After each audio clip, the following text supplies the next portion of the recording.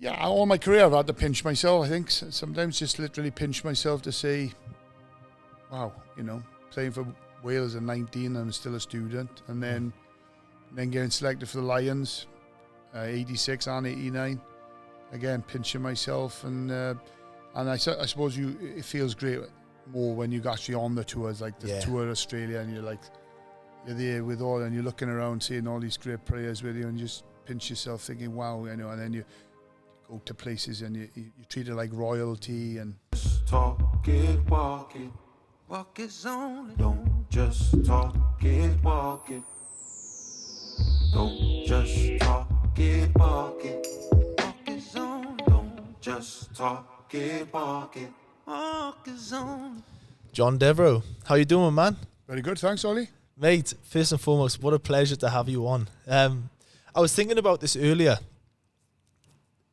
If we were in this era now and we had a dual Lion, dual international, there'd probably be a statue somewhere around the area. That's a hell of an accomplishment. I think there's quite a few who've done it. 7 Welshmen have done it, but many Englishmen and Scots have done it. But certainly, it's a nice accolade to have, and some great Welshmen on that list as well.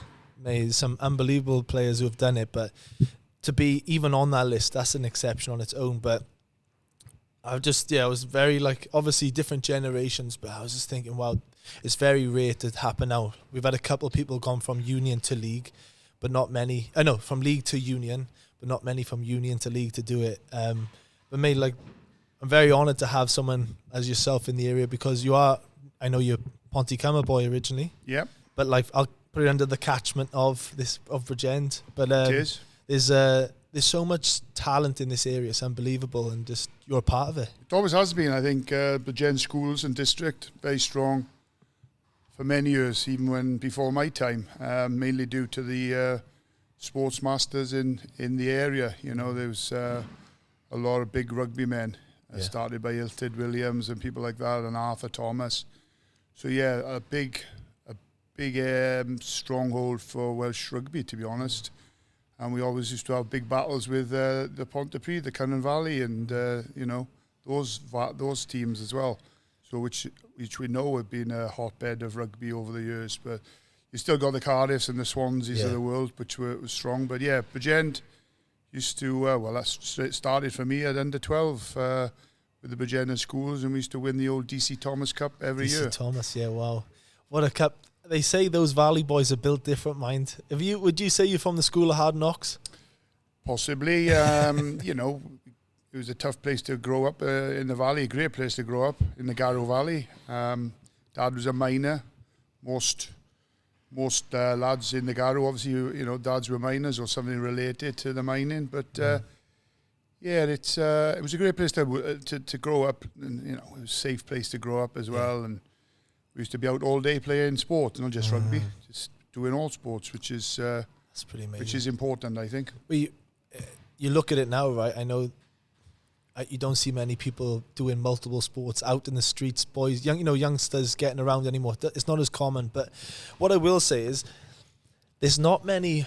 Let's say, I've been fortunate to play in Australia as well as yourself, but it's not many Bridgend or Valley boys that go and do as much as you've achieved, as in go to countries, play, and even the mindset that you have as a player was you didn't care who was in front of you. And I think sometimes for the typical Welsh guy, we're very much based on, keep your head down, be humble, don't really show your full potential, just stay in your lane. But when I look at your resume from, this is just from the start of Bridgend. You've gone for Bridgend from 86 to 89, and then you went to Widnes after that, 89 to 97. Manly Seagulls, then Sale Sharks, Worcester, Bridgend RFC, Pontypool, and my stake. And in that period as well, playing for Wales in both codes, British Lion and a Great Britain. Mate, that's a pretty amazing achievement. Yeah, I think you hit the nail on the head. Humble as well, but obviously give you 100% every time you're on the park. And I think the humble bit is maybe, I've never took my selection for granted ever, even as a more experienced older player. So yeah, just kind of give 100% every time you play. And loyalty comes in there, I suppose, with me. I played at certain clubs, being loyal, didn't want to move on to other clubs, maybe had opportunity to. When I was in Australia, I did have a chance to go over there and stay full time, but I was still contracted to Widnes. That would have been a nice change, I suppose, living in Australia full time, as you well know. I only experienced a season over there with Manly. But yeah, I think loyalty comes in there. So, I've got a lot of clubs, but I've had a long career. I retired at 40. That's exceptional. And when I finished with Bridgend, when they went full time, when I came back the second time from up north, I found, that was my time to sort of, look at life after rugby and building a career. So when they went full time, that's the only reason I left Bridgend, was because they were going full time. So I went to Pontypool for a bit of a blip. Really, I got injured there. Didn't play that many games, and then thought I was going to retire. And then I ended up at Maesteg, which was a lovely place to sort of finish my career. Playing with Alan Bateman in the centre, and Kevin Ellis was there, and the Boobia brothers. Yeah, good times up there. Even just those players there at Maesteg, or probably more at the back end of your careers, but probably just having more fun than ever. It's quite interesting. I speak to so many people that when they get to a later end of the latter end of their career, they tend to really enjoy rugby again, like they're being kids, because they got nothing to lose anymore. Did you find that? Yeah, I think you get to a certain age where, as these days they're full-time professionals. We were semi-pro in semi-pro. I was semi-pro in rugby league, believe it or not. Not many people understand that. We trained at night and we had day jobs. A lot of us had day jobs, except Paul Moriarty and Alan Tate was the groundsman at Widnes. But when I came back home, I was semi-pro and with Bridgend, and when I went to Maesteg, it was more for the, as you say, I think you get to a point in your career where you accept you've had a great career, and it's not for the money. It's just kind of having some fun. That's the big part of rugby. I think the biggest part you miss is the crack with the boys and the banter, and the camaraderie, and that's the biggest thing that a lot of players find hard when they actually retire. It's so true. We're going to talk a bit more about that later, but I actually want to take you all the way back. We were just in the car then driving up here, and I said to you about Titch, and I said playing together and this, that, and the other. And you said, I didn't play too much. I played a bit with him, but actually he got selected in the under-15s and you didn't. And for people out there who have come through age grades and they think you've got to play all of these junior rep teams to make it the top team, you kind of gone a different route to all of that. Yeah, again, it's another thing that happens in a lot of people's careers. I've read other people's autobiographies and they've got similar things happen. You don't get recognised at schoolboy level, but you never give up. You always believe in your own ability, and I suppose under-15s was a time in my career where I got a bit frustrated, lost, didn't lose heart, but I lost, the sort of, I couldn't break into the sort of schools, and I ended up playing football as well. So I ended up playing under-16s football for the Garw boys clubs, and ended up getting a couple of caps playing for Wales in football. So that happens, but I never lost focus. I never lost my ambition to still play for Wales one day, and sort of kept, giving 100% every time whoever I played for. So my biggest success for me was to go to Cardiff College, South Glamorgan Institute. That's where, that college put me in the right into the limelight there. I'm glad you said that, because I was going to talk on it. Even though you didn't get that opportunity at 15, you had one of the biggest opportunities of your life at 19, and then getting the call up to Wales, and that was when you were at Cardiff. Yep, second year in Cardiff College. I've read a part of the book about it, but I want you to share the story and how you found out. Well, the book actually opens with that paragraph. The first chapter is how it happened. So it was. I played really well against Cardiff in a cup match, the old Welsh Cup. It was the Schweppes Cup back in those days, and I played for Cardiff up in Cardiff College against Cardiff. They had 10 internationals that day. Mike Teague was playing, John Scott was playing, 2 Englishmen, but the rest were all Welsh internationals. And we fancied our chances up at college against Cardiff, and we outscored Cardiff 3-2, but Di Barry outside our kicked all the penalties and we lost. And but anyway, I had a very good game against Bob Ackerman, who was playing his first game for Cardiff, coming back from London Welsh. He was the then current Welsh International Centre and British Lion, and yeah, I had a good game. Headlines of the paper next day, fantastic, you know. Really great to have that, have all that sort of, all these newspapers, you know, with your name spread across the back pages.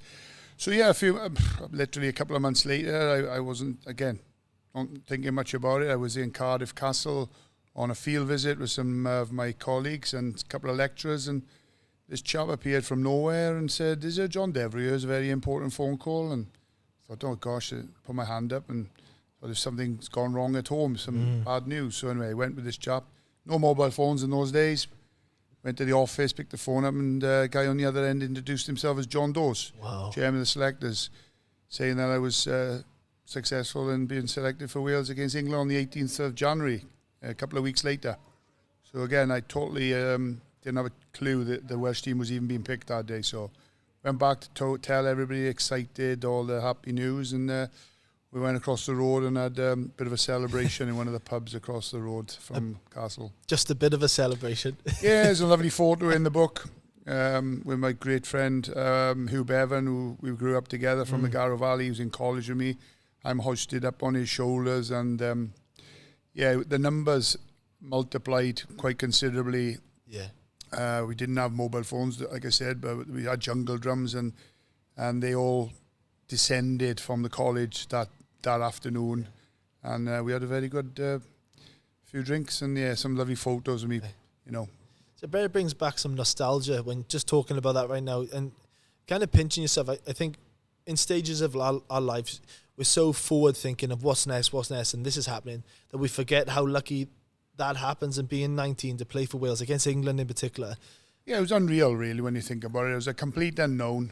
I was a student. It doesn't happen these days, does it? So a special time. But yeah, I was strong for my age though, and Tony Gray and Derek Quinnell picked me because they knew what I could do for the side. You know, I could give them go forward and set targets, but also I had more than that in my game, and that was important as well. But yeah, I made room for others, and that was exciting, and I could set up tries. People, you know, literally hanging off me, 2 or 3 players would make space for others. So, and that's how it went. Yeah, and really, and when you get your first cap, obviously you want to get your second cap, and as many as you can after. How long did it take to get the next one after that? Straight away, yeah. We unfortunately lost to England at Twickenham in my first cap. I was one of 3 new caps that day. Robert Jones from Swansea and David Muddy Waters from Newport, second row, and we didn't win a lot of ball that day, unfortunately, so we lived off scraps, but we scored the only try of the match. We lost 21-18 to Rob Andrews' boot. He scored a winning drop goal in the 3rd minute of injury time to beat us 21-18. So then, a week later, we were playing Scotland in Cardiff, so it was my home debut, and that was special because Paul Thorburn kicked that world record penalty that day, 64 metres. That's right. I've seen that on YouTube. My claim to fame that I told him to go for it. But, so yeah, that was the second. We won the game. Scotland played very well that day, but we came away with the honours that day. Because international rugby is a fine line between winning and losing. There is really little fine margins. And we just won that day. It was a home advantage. We had Thorby's kick was just, it took the stuff. You could see the shoulders of the Scottish players just drop, seeing that going over, because they really did play well. Yeah, I want to ask you though, obviously playing club rugby, even college or uni, however you want to call it, to go international at such a young age, like, are you playing fearless, or are you worrying about everything?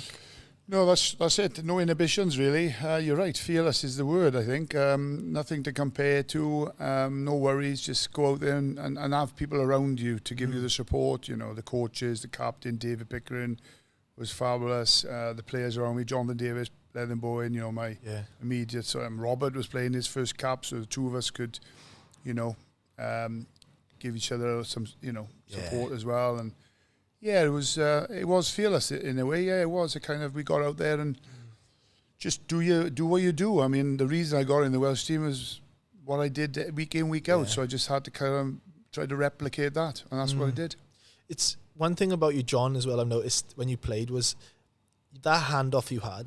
But I always think I watched the more highlights now today in particular, but your arse and hip drive, it all generates from the arse, the gluteus maximus. It's the first time someone said that, but yeah, I know. But when you say that, it's I think that you're right. A lot of people sort of just stop in contact and stuff. Yeah, and I'm a big believer in leg drive. Well, I'm strong anyway. You know, I was physically strong as a youngster, but John Lloyd harnessed my strength in school at the age of 14. Myself, Hugh Bevan, and a lad called Paul Riley, who was in the adjacent school. Paul was a great player. Sadly passed away a number of years ago. But three of us used to do weight training every dinner hour, Tuesday and Thursdays in school during the dinner hour. So John harnessed our strength because Hugh was very strong as well. I was going to say, you talk about harnessing your strength. Who harnessed some sabotage in you? Because I read a part of the book where you got took down for a curry down in Puthcall. Yeah, that was just to introduce me to college life before I got to college, actually. It was Hugh Bevan and Gareth Nicholas decided, we were both in college at the time. I had been accepted, so it was like, let's take him down to Porthcawl to have a few beers and tell him about what happens there, you know. So, we went out for a few beers. I'd never drunk like that before, to be honest. We had a bit of a pub crawl and never experienced a curry. So, yeah, it was... they stitched me up, obviously, by giving me the hottest curry I could probably have. And didn't take long to take effect, you know. Yeah, and then I think you got lost and jumped in a random car. We were so drunk, and we went down in Hugh's dad's big Granada car, Ford Granada, and the plan was to go on a beer, have something to eat, and then get back to where the car was parked, and three of us sleep it off in the car. But fortunately, I lost them in the darkness, and I was drunk, and I ended up sleeping in an old abandoned car, which was so lucky because otherwise I would have been in a lot of bother. Dire straight there.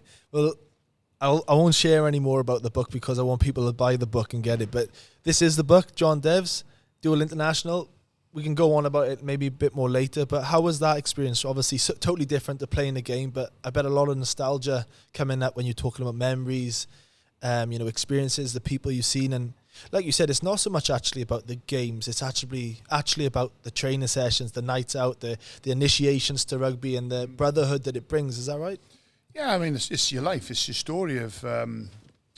it's everything, warts and all in there, really. It's from day one and it goes right up to the day I retired. So lots of memories in a time when the game was amateur, early doors before I went league. And in comparison to today's rugby players, I suppose we had a bit more, slack, as you would say, to go out and enjoy yourself. Yeah. And just loads of characters in those days, lots of characters. Great stories. I had a bit of a reputation as being a bit of a Frank Spencer. Some others do have them. Bit clumsy, accident prone. Maybe the book could have been called something on those lines. But there's a lot of stories in there about my life. Some stories I haven't made it there because you can go on and on, you know. There's one story particular that I wanted in there, just didn't make the final cut. It was we were in college, and every Wednesday night we would go around all the clubs.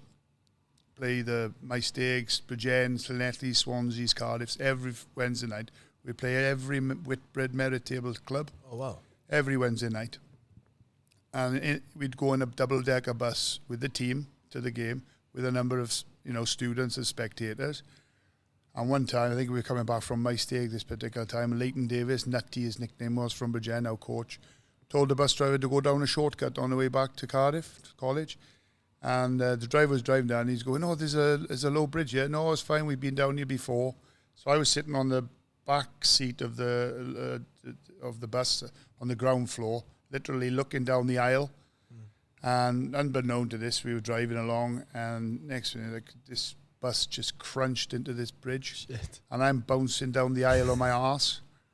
and you could see all bits of the bus all crash into the ground. Wow. It literally felt like the bus was being squeezed into the ground, and I was bouncing down the aisle. A lot of people were, flying all over the shop, and Leighton Davis was obviously in a whole lot of trouble because he'd obviously told the bus driver to go down. I mean, the bus driver was in big trouble as well because when we walked past him to get off the bus, because Leighton got us all off the bus, he just had his head in his hands, and he was thinking, "Oh God, I've got the sack.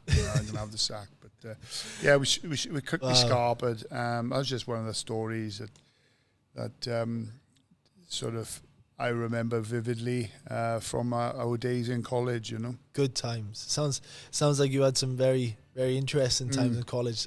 Thank God for no social media back then. That's right. No mobile phones, no social media. I mean, that's a good thing, a very good thing in a way.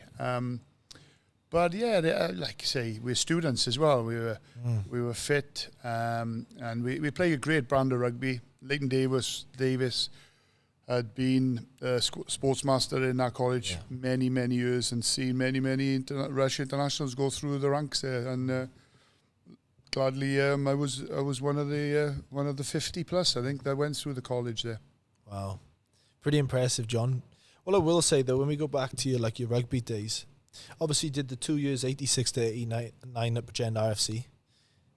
With that stage, then, I know you said that Bridgend wasn't professional then, was it? And then Widnes were professional. How did it all come about? I know it was this big era of all of these players coming over, but did you have any knowledge of league at that stage? Yeah, I mean, don't get me wrong. As soon as you get in the Welsh team, you get contacted. Okay. Right? You're not supposed to talk to the scouts, the rugby league scouts from up north, but they ring you up or they tap you up somewhere, and you have a conversation, and then the conversation either leads to, do you want to meet to talk serious, or in my case, there was quite a few were, no, don't want to.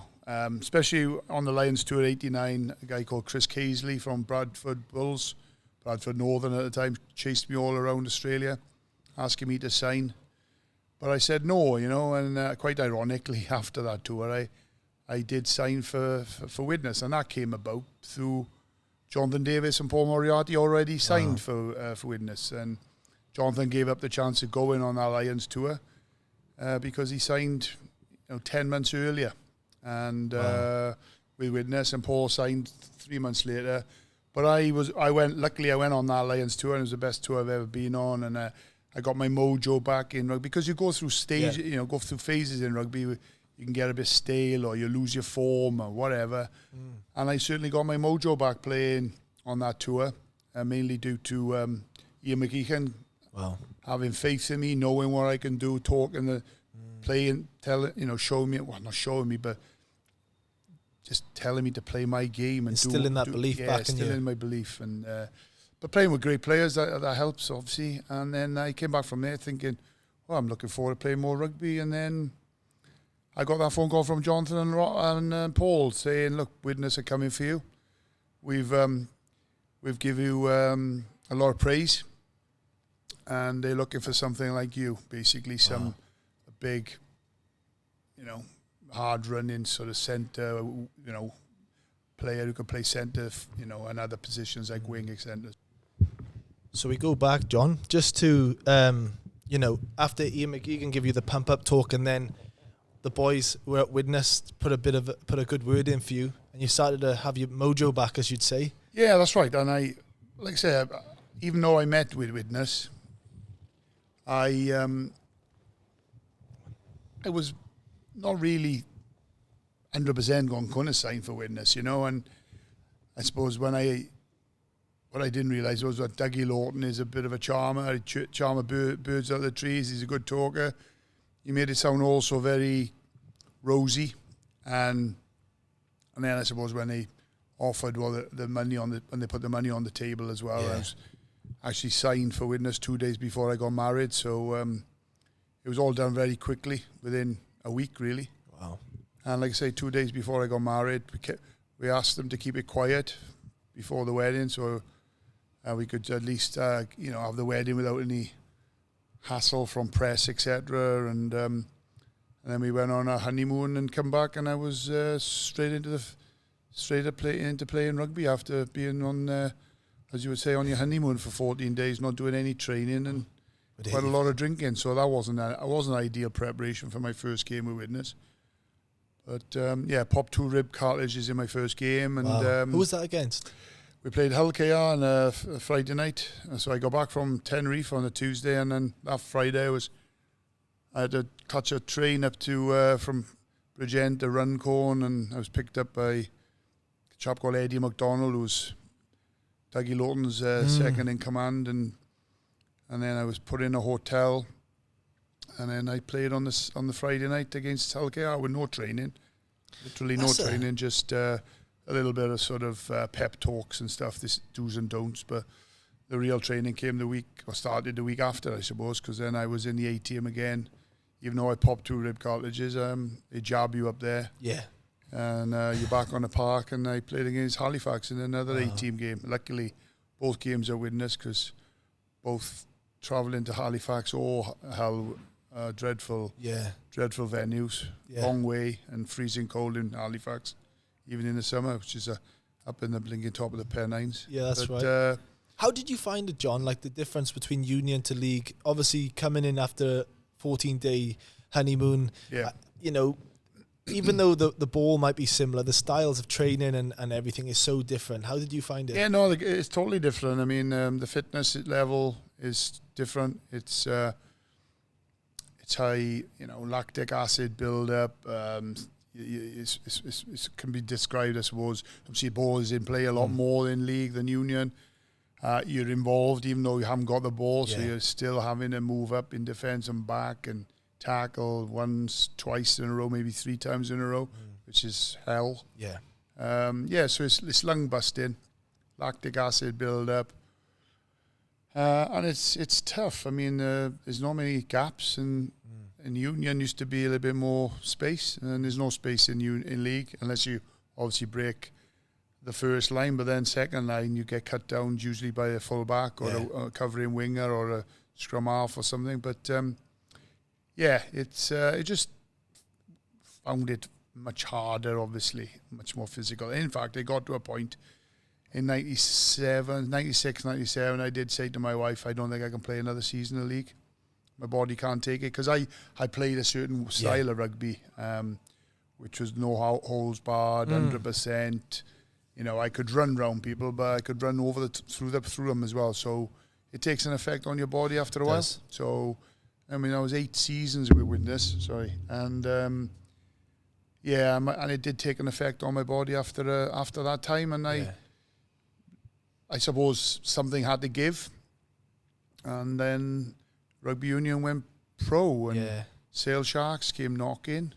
Paul Turner, in fact, asking me to go and play there on a loan, so still being contracted to Widnes, but going to Sale and then playing back-to-back season, basically. That's crazy, that is. It is crazy when you look at it, and certainly I just saying about, obviously my body not being able to cope with league, but it was a breath of fresh air, honestly. I mean, my first game for Sale, they weren't called the Sharks then. Just Sale. Just Sale, and we played at this little ground called Hayward Road. Maximum 3,000 people on a good day, really, rammed in there with a temporary stand. And my first game was against Oral away, and it was like a knife through butter. I was thinking, how easy is this? It wasn't, the league had given me obviously lots of skills. Running angles. I mean, used to run good angles in union, but I was more of a complete player, I suppose. And I was enjoying it. And look, from there I signed full time. Then the year after, so Widnes hit a bit of financial problems. I didn't want to go the way it happened, but that's life. It was my job, so I had to look after myself and what was important for my family. I had 2 young children and a mortgage, and and unfortunately for Widnes, they got caught financially, so they couldn't afford me, and I had to move. Well, Sale Sharks came in with a big offer, and I went. To be fair, though, the offer, I don't know if this is right, but it says 350,000 signing after the British Lions for you. That was to rugby league? Was that with Widnes? Yeah, that was the total of the contract, obviously. That's massive back then, John. It's pretty good, yeah. People now are not even getting that. I mean, Jonathan signed a big contract, but his was less years. Mine was that because it was more. I signed for a few more years. Yeah. Jonathan's was something like 2.5, 3 years, something like that. And then he signed another big deal after that at Widnes. But again, it was coinciding with some financial problems, and even though they signed Jonathan on this big contract, they couldn't really afford it. Yeah. And he walked out the door on a free to Warrington, or the arch enemy, really. Yeah. And really did some fantastic things for Warrington there. Nearly winning the league in his first year or second year, and then he ended up going back to Cardiff from there. But it was a big deal. I mean, it doesn't last long. Do you know what I mean? You still got to, and at always my career, I've always worried. You do worry sometimes about an injury. So of course, your next game could be the last game, and so we did work up there as well. We all worked. Jonathan worked. I worked. Most of the Widnes team had their day jobs, and we trained at night. But the locals around there, they love you. If you're a rugby league player, they absolutely love you up there, don't they? Yeah, they're very similar to Welsh. They love their sport. They're passionate about their own teams. Big rivalry between us and Warrington. Big rivalry between Wigan and Widnes as well, and St Helens. And they're all very close together. And it's, like I say, I look back at it, and it was a fabulous time in my career. It was a new challenge, and got to travel to different parts of the world playing rugby league as well as the places I was lucky enough to travel play in rugby union. What about getting called up then from that to playing for Great Britain as well in rugby league? Is this like, what the heck how is this all happening? Or all my career I've had to pinch myself. I think sometimes just literally pinch myself to say, wow, playing for Wales at 19, I'm still a student, and then getting selected for the Lions, 86 and 89, again pinching myself, and I suppose it feels great more when you're actually on the tours, like the tour of Australia, and you're there with all, and you're looking around seeing all these great players with you, and you just pinch yourself thinking, wow, and then you go to places and you treat it like royalty, and it beats working. Do you know what I'm saying? I know it was amateur then. It was truly amateur then.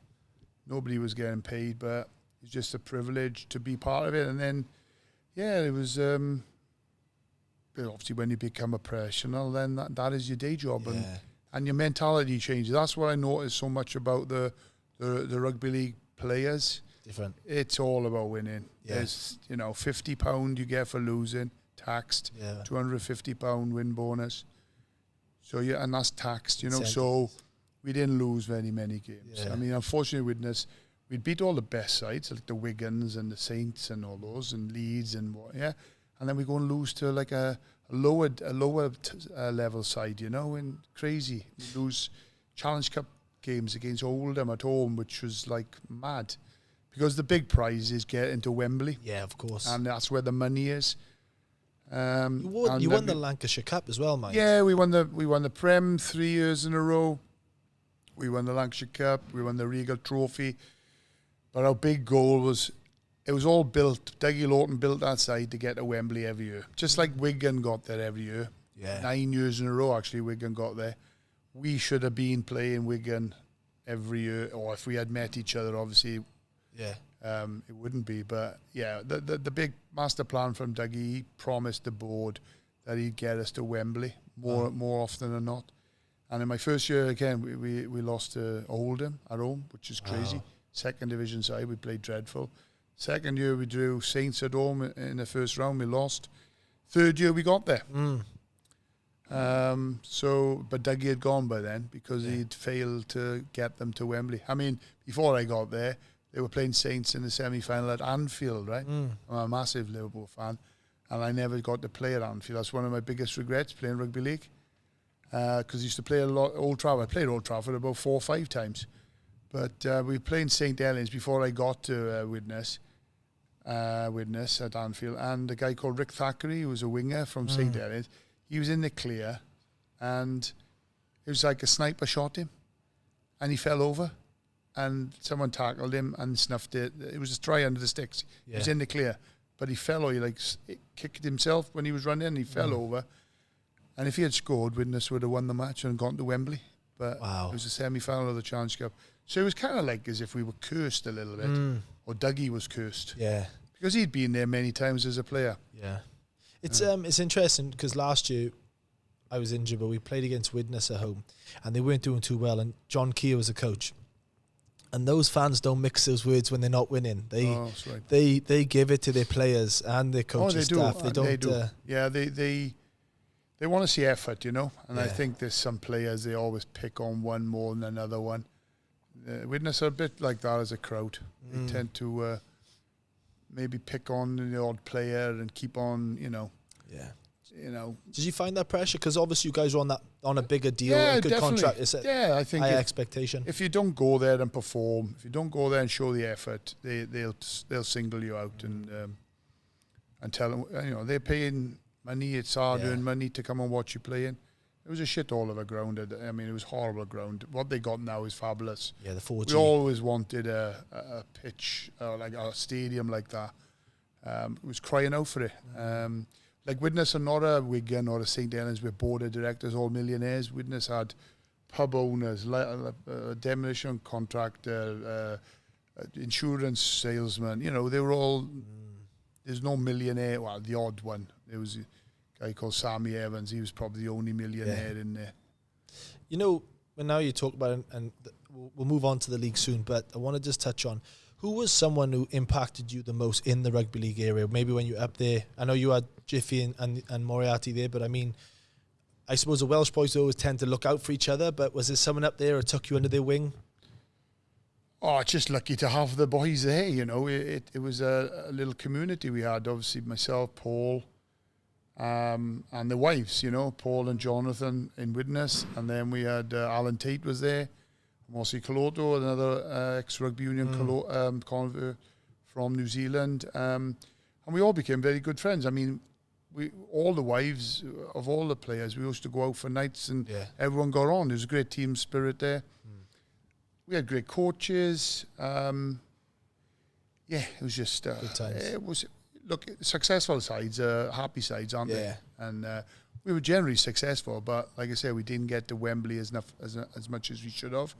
And then with the re-emergence of the Welsh Rugby League side in '91, and that was with Clive Griffiths taking the helm there, and Jim Mills as team manager. That was great for us. Yeah, to be able to come back to Wales, because we'd given up that hope or that dream of carrying on playing for Wales when we went to Rugby League. We gave all that up. So to come back and to have our old fans come and watching us in, you know, big crowds in fill in the vet show, 10,000. You know, I don't think it held anymore. Queues down the road a half a mile trying to get in to watch us playing, and so that was special. And you're in the anthem played again, and all the other songs.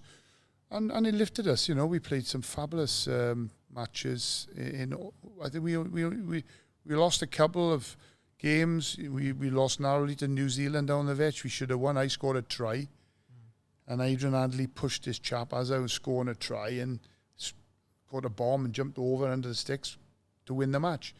And Adrian Adley had just nudged this guy close to where I was catching the ball, and the ref sort of saw it and obstruction. Done us, and we lost the game, and we should have won that. We lost to England narrowly in our first sort of game against England, but then, you know, we beat them the next time, and we would beat France regular, and it was great. Nice. Really good too. And all the games were played in Wales, obviously. Amazing. Either between the Vetch or the old Indian Park.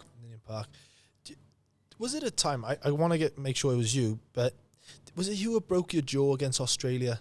Yeah, that was a nasty one. Yeah, it was a number of circumstances which caused that. I'd been out with a bad injury to my back for a long time, 6 months or more, and I'd come back. I think I'd had maybe one game prior to that match, and Clive Rowlands picked me to play against the Aussies in their first game of their tour. That's right. Down in Indian Park in '93, and I was playing right centre that day, and Alan Bateman was playing left centre.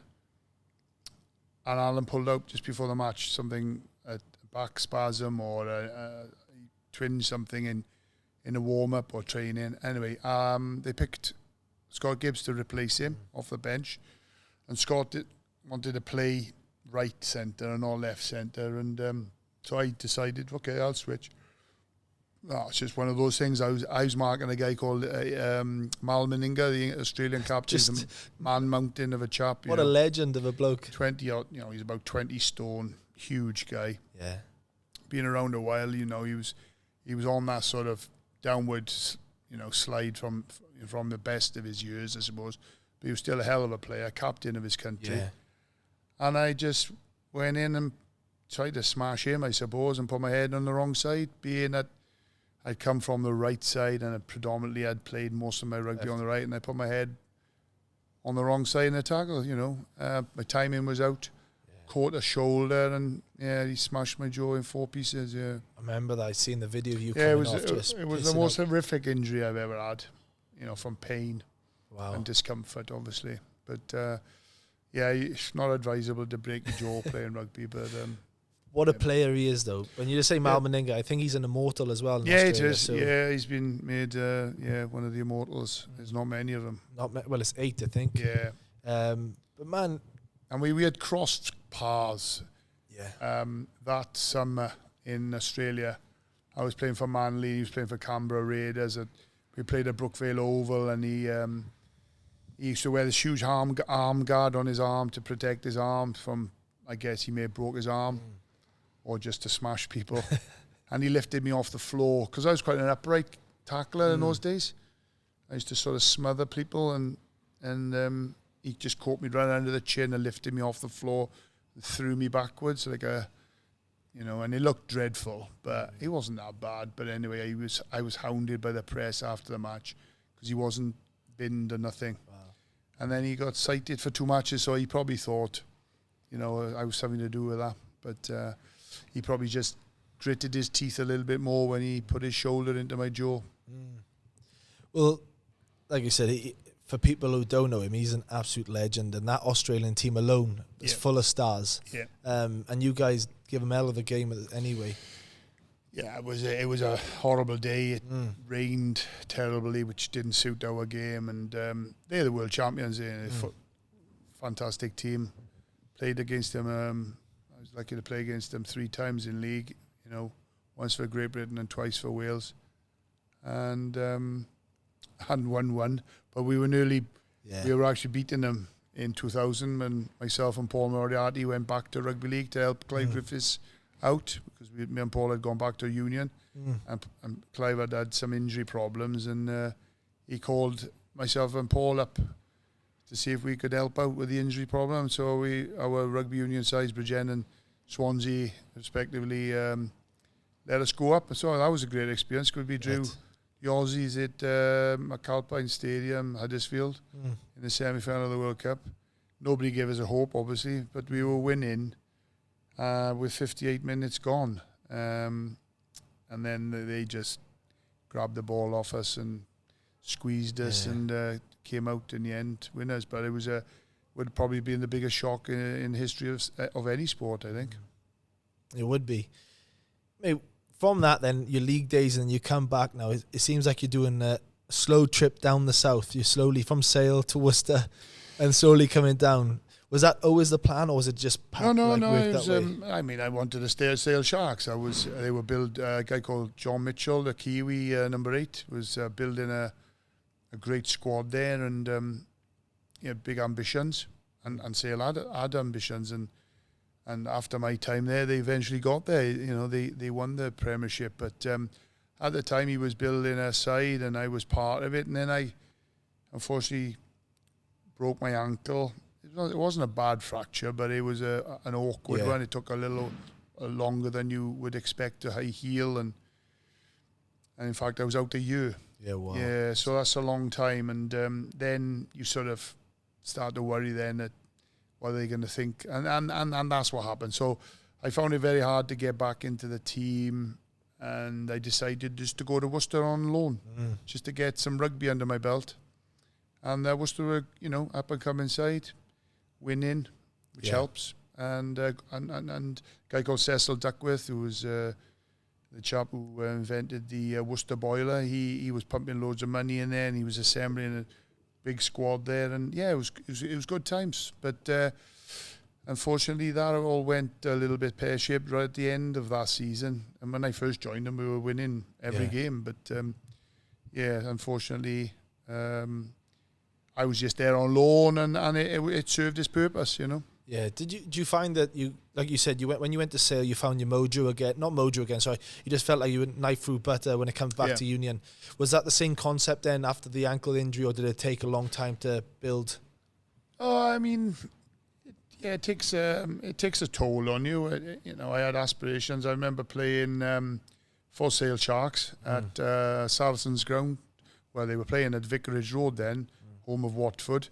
And Graham Henry came to watch us play. Wow. And we had signed Shane Howarth, Simon Mannix, a number of other internationals, a couple of Irish boys. And we were playing Saris, and I was marking Seller, and Liner were playing, Philippe Seller, Francois Pino. They had some aside. And anyway, Graham Henry came to watch the match. After the match, we were travelling home on the bus, and Shane Howarth's mobile phone rang on the back of the bus, and he's talking, and he's going, Graham Henry's on the phone, and he said, well played today to Shane, and tell John Devereux he was impressed, thought he played well as well, so that was great. And anyway, and just at the end of the conversation, he said to Shane, find some Welsh grandparents, so we all know the story after that, don't we? We all know the story from there. But unfortunately, I broke my ankle a couple of games later. Shit. And I was out for a year. So it really hit me, because I was 97 and I wanted, I was looking to break back into the Welsh setup. I was still young enough. How old were you at that stage? I was 31, I think. 31, okay. Yeah. What do you like? Obviously, then after the Worcester, you went back to Bridgend and Pontypool and Maesteg. Was that like a bit of a homecoming there? Yeah, it was kind of like, we were very happy living up north. My wife was very happy. The kids were happy, and I think an opportunity arose that it wasn't going to. Sale Sharks was not going to happen anymore. And then I got a call out of the blue from a chap called Leighton Samuel, who had just taken over Bridgend. Wow. The money was nowhere near what I was on at Sale Sharks, but then I had an offer of a job and a career, I suppose, after rugby. Yeah. And I just put the two together, and I thought, right, it's a bit better. Yeah. Still nowhere near what I was on at Sale Sharks. But it was what's going to happen after rugby. It kind of got me thinking about coming back to living in Wales, and then building a career off the field, and that's what happened. That's nice. I like that a lot, and it's good that that not many people are lucky enough to have that opportunity to transition at some stage. And I don't want to delve in it I don't want to delve into the negatives, but you get to a stage in your career, John, where up here you've got it, but your body is not just responding the way it used to. Yeah, well. And it's a kind of the change of the torch, or the torch passing it on to the next gen. Yeah. How do you deal with that? Or how did you deal with that? Well, it's very difficult, isn't it? Because, like you say, your mind thinks you're like a 21-year-old, but your body just moves a little bit slower. And I guess with me, because I ended up getting to 40 years of age, I was moving slower. But then you're a bit wiser, and you see the game a bit differently. And I realised I couldn't do score tries like I used to be able to score or whatever, but I could still knock holes in people. Yeah. So I got more of a kick out of setting up tries for people then, rather than scoring them, little things like that, and obviously bringing the youngsters on and giving them advice and stuff like that. But that still enjoyed playing, but like I say, couldn't score those 60-meter tries. But funny actually, the 3 years after, at the end of my career at Maesteg were great times, and Leighton O'Connor and Gareth Brown were coaching up there. We had a great team morale up there. It was one of the best actually team morales I'd ever experienced in the game, and we were punching above our weight. We were in the second division or the championship, not the Premiership, and we drew Newport in the cup. And I was 40, just turned 40, and we drew Newport in the cup, and we beat them up in my Stegler, the old parish, in the cup match, quarter final of the cup, and Connacht Minolta Cup, and I had man of the match. I scored 2 tries, man of the match, and I suppose that would have been my swan song. You know, that would have been a nice way to bow out. But unfortunately for me, my next game was Ebervale on the Wednesday night, and we lost. And my knee just sort of exploded, and I just went, and old age caught up on me, and I had to retire. And 40 at that back then, even 40 now, that's rare. For you to be doing that back then, John, is exceptional. Especially with all the injuries I've had, and I've had a couple of injuries. A lot of them have been on the field, and a lot of them have been off the field, like stupid things like car crashes. Oh, wow. Running through glass doors on holiday with Paul Moriarty and the wives. Some involved other glass and other injuries. All of them seem to cost me time on the rugby pitch. You know. Is it any like when you talk about, you know, not foolish stuff essentially, John, but more you know, like you said, things off the field have cost you. Is it any ones you look back and regret on?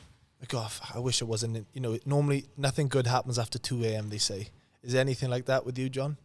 No, not really. I mean, we all enjoy a drink, and so certainly up in rugby league, you know, we never touched a drop of alcohol in the week, and our night was, most of the time we played matches on Sundays in rugby league, so our night was Sunday night, but. You got to let your hair down. Yeah. I know in the modern game now there's very little drinking, because of the demands on the players. Yeah. You know, you can't physically play the way these boys are playing now in the intensity levels, and be able to go out and sort of and drink like you do, and also recover from injuries. Because, you know, we could look back in our career, I suppose, one time with Wales Rugby League, and Clive Griffiths always talks about this, you know, missed opportunity maybe when we beat Samoa down the Vetch, which is a hell of a game, and one of the most fierce matches of rugby I've ever played in my life. And we beat the Samoans down the Vetch, and I think we had something like a 5-day turnaround, but we spent a day and a half, you know, celebrating, and we should have probably just laid off it until after that semi-final against England at Old Trafford. But, you know, there's a lot of other things carry you through matches like that, adrenaline and guts and determination. But I suppose when you're trying to recover from injuries, alcohol's not the best thing to be sort of taking. It is, but it's at the same time though, it's so normalised in sports, and it actually brings teams together. Like, you know, after a game, you work hard together, you drink hard together, you know, you celebrate together. And I want to actually ask you about that. Is there any initiations you've had at clubs that you remember very well? Like, I remember when I played for Bridgend Athletic as a youth player, we had to strip down to our boxes and be necking drinks along the pool table. And even last year, Swinton, we had a dice roll, so if you roll the wrong kit, where you have to strip down bollock naked in the team meeting, and everyone's sitting there, and for 45 minutes you're sitting there just hoping that the hot air would kick on. No, I think I don't know what it is really. I've been lucky with, I should call it lucky, and I haven't had to do any initiation. I think because I was introduced to Bridgend at such a young age, I was like 17, I think, my first ever game, and they never really done an initiation then, and I kind of like, because I never had one then, and then I was being associated with a club there on from there, I never had any initiations. And so I think it's kind of an old-fashioned thing, tends to be anyway. I don't see it as much in the modern game, in league or union really, but Widnes never had any initiation, but and neither did I experience anything at Sale or anything like that, but yeah, I've seen some. I've seen some of the things. What about Kangaroo Court? They're pretty big with the Lions. Pretty big. I mean, you have a Kangaroo Court on every Lions tour. And we had one, actually, a funny one in I've been playing for Bridgend, so second time back in Bridgend, back from up north, and we were playing Devereux out there in the European Conference or Challenge Cup, I think it was then. And Devereux were the new side in that league. They were flying high in the league. They had Frano Bortica playing for them. Serge Betson was the new kid on the block, playing outstanding. Anyway, they were a great side, beat us over there, but we had a kangaroo court the next day. Paul Williams was outside half for Bridgend. He was the judge, and he had Kerry Jones as one of his enforcers, and I was in the dock for my quiff, because I used to have this quiff with gel and stuff, and then they had JBR Williams in the dock for his legendary status. So, because Devereux, the president of Devereux was Serge Blanco. Ah, wow. And we had our president, JBR, with us, and the judge and the jury decided to take JBR's legendary status off him in the kangaroo court. Well, he was distraught, let me tell you. He was distraught. He took it quite serious, and he was distraught at the end, because we decided that Serge Blanco was a better fullback than JPR. He wasn't very happy, but mate, well, that's a good one. He's an absolute legend of a bloke, and God bless him now. Yeah. But that's just you reeling off these names, man. I remember just being, seeing them on TV or heard about them, or the same. Legends. You say that, and then we've just lost the. We've obviously lost JPR, who was a legend, and somebody I'd watched and admired many times playing for Wales as a kid. But then you had Barry John, who was my first idol. Barry John, wow. That's right. Yeah. I want to ask that, just naming some names right now, and I'm just thinking, wow, I want to ask you this question, and I wonder if every athlete thinks like this. But you've achieved so much, and I'm sitting here going, wow, I wish I could have achieved half of what you've achieved, John. Do you think in your head I could have achieved more? Definitely, yeah. It's interesting, like these high achievers and these high performance people, yeah, they're always thinking, because I'm thinking, I could just lace some of your boots would be an exception, but you're thinking, no, someone ahead of you that you wish. No, we've lost cups. I've lost a World Cup final playing for Great Britain against Australia. I missed a tackle on Steve Renouf. Unfortunately, cost us a lot of money. Well, cost every player, and big win bonus that day. But I've lost cups. I've lost Premiership cups, Wembley's against Wigan. Unfortunately, I suppose you measure it on the disappointments of things like that, really, and could have been. But I also think my career could have been better, because I should have had more Lions caps, Rugby Union Lions caps, and more Great Britain Lions caps. So why do you think that? Because I got injured in the first game, the week before the first Test match in Sydney in '89 with the Lions. All the press were talking about who's going to play with John Devereux in the centre in the first Test match, and I turned over on my ankle and against New South Wales in the week before the first Test match. So I was out, and then I missed the second. I changed the team. We won. Managed to get back on the bench for the third Test. So I should really have been involved on that tour. And then I went north, and then in my first season I went on tour with GB to Papua New Guinea and New Zealand as an injury replacement, actually. That's in right. The first week of the tour, Anthony Sullivan pulled hamstring. So I was, in my first season, just finished it. Phone call, your late replacement, injury replacement for Anthony Sullivan. And poof, there I am now, flying over to Papua New Guinea on my own to join the squad. So that was my first tour with GB, and first involvement, no caps. And it was great. It was great for me to see how it happened, and and what I needed to do to break into that side. So when I first broke into the side, it was great. Got my first cap, and subsequently a number of others. But 2 years later, they went on tour again, and I should have been the number one winger on the team sheet. But things just didn't work out for me in matches prior to the Test matches. I didn't play very well, made a couple of mistakes, and in league it's quite brutal like that. Yeah. They don't, in union, if they know that you're sort of, number one, say, he'll still pick you maybe, You've earned in your league, stripes. it's kind of like, well, you didn't play very well that day. You're sort of out, not even on the bench. So, I should have played more times for Great Britain. I mean, I got 8 caps. I probably should have had. And then the injury stepped in, didn't they? I broke my jaw against Australia.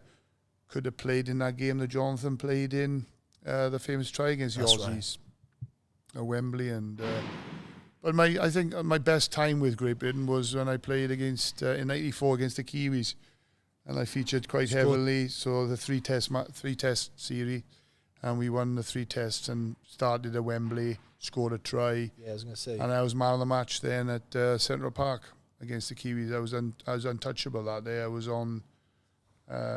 Well, I wasn't on something because obviously no drugs in sport. But what do you never taken anything like that in my life, and but I was just so untouchable that day. Okay, now you say that, and this is for the listeners out there. You're talking about being untouchable. What's going through your mind to become untouchable? Just a belief, I suppose, and just you have a feeling on a day. Sometimes you get on the park and you just. You literally feel invincible. Yes, it's kind of it's a culmination of a number of things. Obviously, I was very fit. I was very confident. I'd been playing well for club, but I'd also just come back from Australia, and I was playing well there. So yeah, it was a special time for me, and it was like my time in to then go back to the coaches and say, right, I've finally done it, type of thing, What brought the best out of you as a player? Because I know some people need that tough love, some people need that arm over the shoulder. What got the best out of John Devereux? I think everyone needs a little bit of arm around the shoulder. I think there's some players who need it more than others. A lot of players don't like screaming and shouting at you. I certainly don't think the technique of sort of pointing out your weaknesses before a match. Doesn't work. Don't do that type thing. That doesn't work. I mean, and unfortunately, that did happen in Great Britain Rugby League, and it didn't work with me. And maybe who was the coach then? It was Phil Larder, who was a great coach. He coached me at Widnes for a season, and we got to Wembley as a result of that.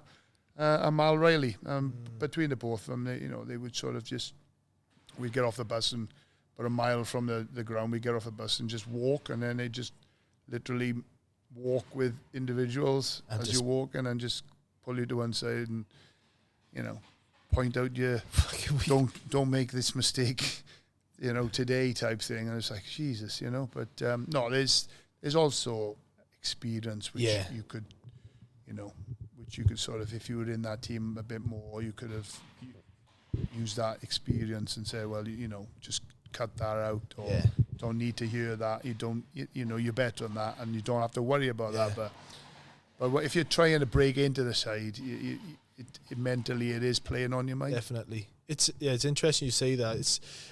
You get to that certain stage as well where you find your voice in the team, where you're not a youngster anymore, you're a leader, and that's where you can maybe tell them F off, right. But you'd say, hey, no, you're right there. It's like, hey, I don't need to hear that right now. That's right. I mean, as a youngster, I used to sit in the Bridgend changing room and just look around the changing room and listen to the, all the great players there talking, and you don't talk, don't. But then there's a time when you're in that changing room and you're the person that I, as a boy who sat over there now, wants to hear you talking, Yeah, mate, it's just hearing you talking and the memories and everything you've done is pretty exceptional, John. Like, for me, I love hearing all of these stories. I want to ask you a couple more before we wrap it up. Where Wales are right now, rugby union, we're in a funny position where we're in a growth stage, we'll say, and you said before the show, the belief is not there just yet. What do you think, from a fellow who's seen so much, played so much, experienced the highs and lows of sports, how do you get that belief? Experience and, seeing it for yourself out there, experiencing, defeat.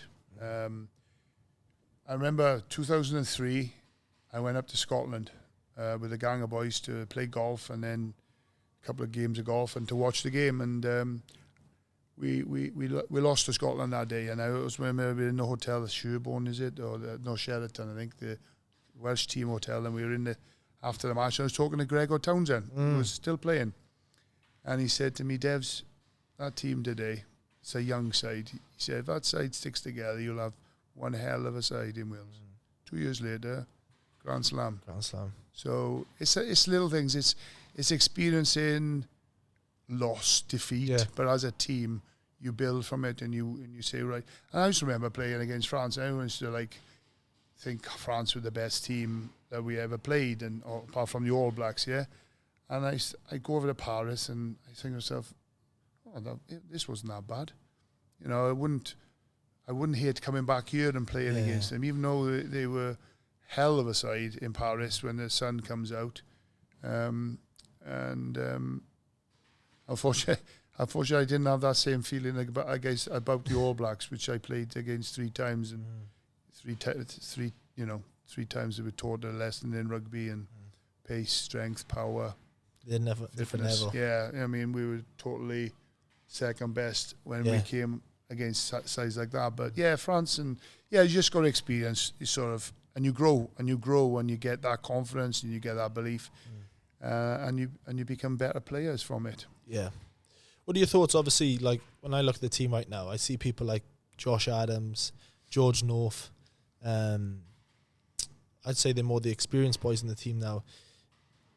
Do you expect more out of them now as they get older, or do you think they're the older heads, John? Yeah, they are, but are they carrying injuries? I know it's like they're carrying injury playing. You get found out playing international rugby.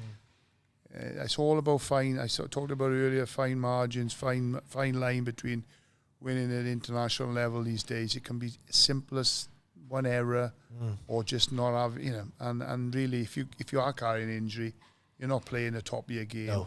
It affects you mentally as well, and I've been there. I know you can't do it like you used to do it. I mean, Josh Adams looks like he's got a bit of a knees heavily strapped up. He's not the same player as he was. Neither is George. But their experience will make up for a lot as well. And there's a lot of youngsters around them. And as you mentioned, we are in transition, and we've lost a hell of a lot of players in key positions. Yes. And we don't seem to be producing enough of that type of player.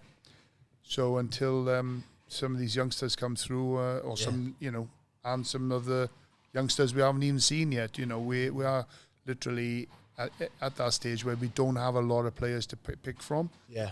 Because we only got 4 regions, but not every region has, 4 outside house that we can pick up from, or 4 full backs. Very true. We're struggling in those positions, and centre certainly. Yeah, I like that. To be fair, I know he played against England. I know he's had some flack for it, but I like that Johan Lloyd. I know is it Johan? Yes, yeah. I like him. Maybe not in the 10 jersey. Maybe as a 15, or he just brings something that not many people can have. I know against England, when a team wins, the 10 normally gets praised. When they lose, he's the first one to get shot down. And I like someone who can play eyes up rugby. And I know in international level, you need that structure, but you do need something that can. We've been so blessed with kicking outside, a lot of kicking outside halves, good distributors, kickers, but with these the two new boys there now, Costello and Lloyd, they're not big kickers of the ball, or their kicking accuracy needs to improve. But there's other skills they've got that maybe the Dan Biggers and the Stephen Jones of the world haven't got, and they need to work on those strengths. Because that's what defines them as a player, and who knows, they could bring some new, something new to the game that we haven't seen for a while. But ultimately, it's your forwards. If we, the Irish team at the moment, I feel are unstoppable. They've kicked on after losing Sexton. I thought they might stutter a little bit, maybe not having Sexton to steer them. Not at all. They've got everything. Offensively, they're sound. Defensively, unbreakable, and they play a different intensity than any side. And they should have won the World Cup. They were my side to win it, and I just feel that there's a little bit of bad luck, I suppose. But they blew it, I think, in that World Cup. Next question is, what is your proudest moment? Well, playing for Wales, of course. Number one, Grow up. Every boy in Wales wants to play for Wales. Particular game? Well, my first cap, obviously, you know, even though we lost to England, it was a proud moment. And then I suppose, playing in a World Cup. I always said at the time, so proud to be able to play in a World Cup, and there were so many great players prior to who wore the Welsh jersey who never played in the World Cup and would love to have played in the World Cup, and we played the first one. Yeah. And I think to finish third, you know, the way we did, I mean, to put some sort of respect back in the badge after getting battered by the New Zealanders, and then we beat the Aussies in our third and fourth playoff to finish third, which is still the best that Wales has finished to this day. So it's that was a special day. And I was still only young, 21 years of age.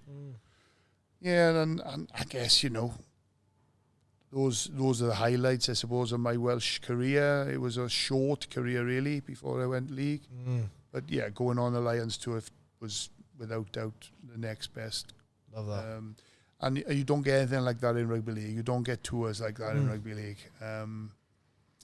And that is the special, the pinnacle, really, is a Lions tour, and you can't go anywhere better in Australia. And I thoroughly enjoyed the tour, apart from getting the injury. But I fought back into the team, and we funny enough, we played 2 matches after the third Test match. I think it was 2 matches. We played New South Wales country, famous for the up the jumper. We played in Newcastle, and then we played the Anzacs in Ballymore. Wow. And that was my last ever game of rugby union before, well, obviously, and I went to rugby league. Wow. There's some amazing, when you're talking about some stuff, there's some amazing opportunities and just playing against these teams. My last question before the final one is, how is life after rugby? You know, how, like, the highs and the camaraderie you get from sports. Now, you know, long time retired. How is life after sports? Well, it was okay for me because I had a distraction all my career, even in rugby league as a pro, semi-pro. I had distraction. I worked. Nice. I kept my hand in. I always remember thinking to myself, you know, you're a long time retired, but you're also one injury away from the scrap heap, and it's important to forge a career and keep your hand in and doing something else. And so I kept my mind off, totally thinking of rugby all the time. So, yeah. Do you think your auntie, who didn't get the chance to watch your first game, do you think she'd be proud of your career? Oh yeah, therefore. I mean, she was mad. I mean, she was mad on rugby, absolutely mad on rugby. And so was my dad. You know, my dad would take me to games as well. Well, we'd watch it first, and then got into it as a 8-year-old, and then he started watching Bridgend. Then we got season tickets, and to stand on the halfway line between the dugouts, and that was our spot. And what it was a fantastic side that Bridgend had then in the late 70s, early 80s. Nice. And finally, man, what are you grateful for? Just being able to play rugby, I suppose, being fit and healthy, and rugby giving me a great life, you know, and my family have, you know, benefited from my career and life after rugby. Love that. So where can we find this book, John? It's available at St. David's Press. You'll get a signed copy if you order through St. David's Press or through Amazon. Awesome. Devs, what a pleasure to have you on, mate. I'm very grateful for you being here today to share some stories, the connections, and I love in particular Bridgend. I just love our catchment. I just think there's so much talent here, and you've impacted so many people of generations after yours just from what you've done, and created the path for people like myself to go down that league road, like Ben Evans and Rhys Evans back in the day at Warrington. You know, we followed the path of people like you, so I'm very grateful for that, John. Thank you. Thank you so much, mate. Cheers. Don't just talk it, walk it. Walk is only. Don't just talk it, walk it. Don't just talk it, walk it. Walk is only. just talk it, walk it. Walk is on.